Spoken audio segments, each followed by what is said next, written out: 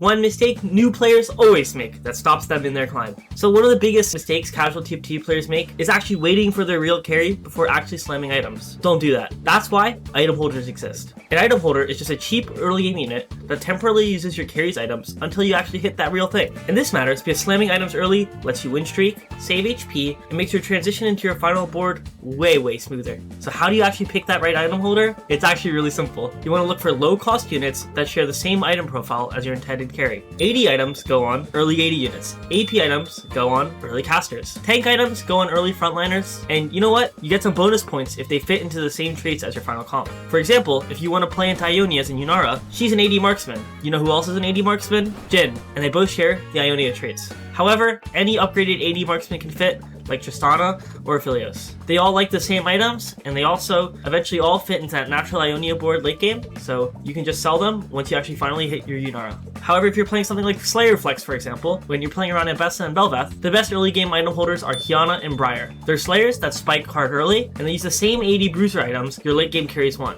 Maybe a little more complicated, in Void, your tank items can sit on an early Cho'Gath or an early Blitzcrank. While your black item items can either go on Kog'Maw or Caitlyn, AP items can go on Kog'Maw, while AD items can just go on the Caitlyn. These long shot units transition perfectly into when you finally unlock your Kai'Sa. So the rule is simple: slam your items early, put them on the best temporary unit, and hopefully end up win streaking. Hand everything off once you get to that final stretch and you hit your real carry. That's how you can stabilize every game and tempo your way to victory, and finally consistently hit your final boards.